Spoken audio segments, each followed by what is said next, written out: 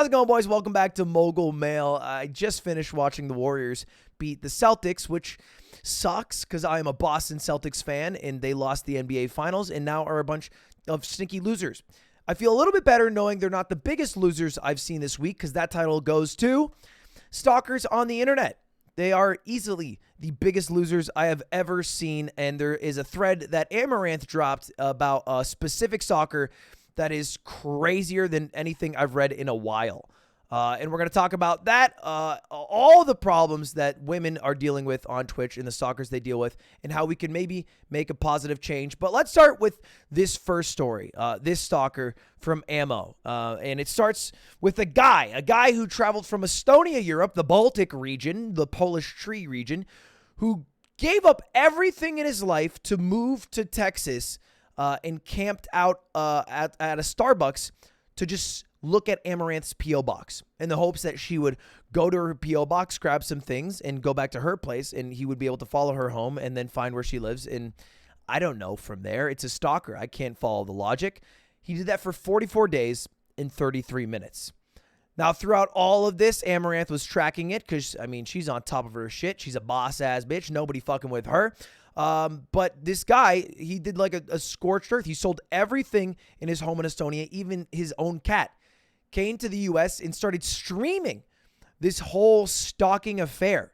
He got a cat in the U.S. that was a stray, and then it disappeared, and he was being really weird, talking about how he needs to do this even though he knows it's wrong. And he would send messages to Amouranth of him butt-ass naked, saying that he knows she wants him to come. Liar, liar, fiance, you want me to come, which all levels of crazy. Eventually, it came to a head when he walked around ominously with a giant, like, musical instrument carrying case. Like, you know, if you have to play the saxophone, you have this giant case that Ammo was concerned might be weapons. And then he showed up to her house. Now, during all this, Amouranth had armed security. If that guy broke in, it would be goodbye for him. Texas Stand Your Ground laws would have gladly seen that man pee-pee poof. But the police eventually showed up, even though, weirdly, this is a quick aside, they were difficult to work with, she said. They weren't being helpful at all. I think the police, Charlie made a way better video talking about this, are very far behind in dealing with harassment and stalkers. The police have a very retroactive policy. Like, they won't help you unless someone's already broken into your house. But by then, it's already too late, which is shitty. Anyway, they did show up. They arrested him, and he was deported, and he is no longer in Houston, Texas, and that's what she said is all she can say for now. But crazy fucking situation. The crazier thing to me, though, is that this is not uncommon for women to deal with on Twitch. If you think of a woman streamer right now, just in your head, think of whoever you want. They've probably dealt with stalking. Did you think of Valkyrie? Yes. Pokey? Yes. Cutie? Yes. Maya? Yes. Almost every woman has dealt with some version of this. Brooke has tweeted nonstop about it. She's not going to TwitchCon because she's just that scared about, you know, the security of it. Even though they do a great job with security because of how nonstop the death threats and stalkers are. And it's heart-wrenching. She'll make posts about it, and the things they'll say about her or her boyfriend are terrifying. Sweet Anita dealt with the same thing, you know, and take a look at this. This is some messages from a stalker she had that said, I don't like feeling like a stalker. That was never my goal. I never meant to fall in love. Here I am. At the very least, I guess TwitchCon will confirm my greatest hopes or deepest fears. I've considered that you banned me to hide my face. I'm going to dye my hair and wear a mask then. And all these crazy things. I don't want to hurt you. This is complicated, but I love you. And it's just, it's pure unadulterated delusion. It is just clear delusion. So I get why someone like Brooke wouldn't want to go to TwitchCon looking at just a few of those messages that Brooke is getting about someone who's trying to see her at TwitchCon. And it's terrifying is all that is to say. It's just scary. There's this other streamer, Nico, who had a stalker who created a 250-page manifesto about how he loves her. Someone he saw on the internet. And, you know, Ray also even went private because he had a delusional stalker. And It feels like no matter what you do, if you are a woman on Twitch, this will happen to you. You know, even if your content is just like the most tame, gaming centric, nothing provocative at all, it'll happen to you. I think Lulu said it best. Just wear normal clothes and men won't overly sexualize you. If you cover up on stream, they will treat you better. Just don't act a certain way and the men will respect you online. The men. If anyone wants to jerk off, talk about Lulu, DM me. She has some ass just walking around. And then this is a side of the internet that blew my mind.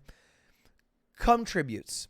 I looked this up. I thought it was a little bit crass for this stream, or this video, I should say, but there's literal subreddits dedicated to cum tributes of streamers, and there's a cum tribute of every woman streamer, and sometimes it's like literally them doing this, just being a woman streaming, and then just a dude furiously jerking his dick and busting on his own phone or TV sometimes about the streamer just being a human, which to me feels like the slippery slope to being the stalker, falling crazy in love with someone that you see online. I think that is where you're going too far. When you are coming on your own phone that you have to hold, and then you have to clean up your own damn thing, I think you've gone a little bit too far. Okay? I think I feel comfortable in there. And I'm always reminded of the scariest story of all, which was the one from a few years ago of Gavin Free from the Slow-Mo guys in Meg Turney. If you don't know this one, this is like the scary story that all creators should know about. Gavin Free, part of the Slow-Mo guys and Meg Turney, lived together in Texas, and this guy broke into their home with a shotgun. Now, while this happened, they heard it. They ran into some closet. They stayed safe. They stayed hidden. They called the police. The police showed up. There's a shoot-off, and the invader was killed in that shoot-off. And thankfully, the both YouTubers were safe. But after they looked through the guy who broke in, it was apparent that he had developed a fondness for Meg Turney, which I think was Gavin Free's girlfriend at the time, and resented Gavin Free for his lifestyle and success. So he basically broke in hoping to kill Gavin and, like, I don't know, marry the woman on the spot, marry Meg on the spot, which I delusion, but also terrifying that they grew that much of a relationship with someone they had seen online. Now, I've made this video and been memed to hell about I am not your friend, and that was a while ago now. I mean, honestly, this was almost 2 years ago, about 18 months ago, but the point always stands. It is always prevalent. And it's always something that viewers should be cognizant of. Now, 99.99% of people aren't like this, right? Like, most people just watch it like Netflix and then eventually get bored and move on to another creator. And then they're like 6 months pass and they're like, oh, fuck, I haven't watched Ludwig in a while. And then binge all my videos in a week, which I think is super chill. It's the weird part that I think needs just a little less attention, a little less talking with each other. And I feel like the one change that we can make is trying to get Reddit to remove the cum tribute subreddits, because they're fucking gross. And I feel like the people that allows to like communicate in the communities that foster from that are not the good communities you want. I think those are not the people that you want on your side, and you don't want like festering and growing like mold in the back of your pantry.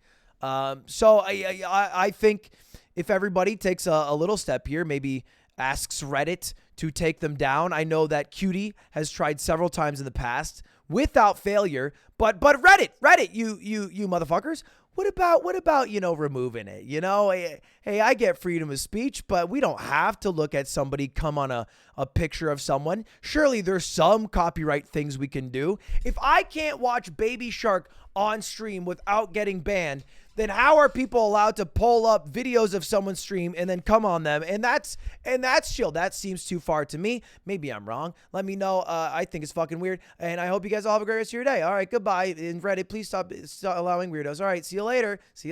Hey, I'm not your friend unless you subscribe. It's a new one. I'm switching. I'm pivoting. I need more subscribers. One friend equals one subscription. All right, goodbye.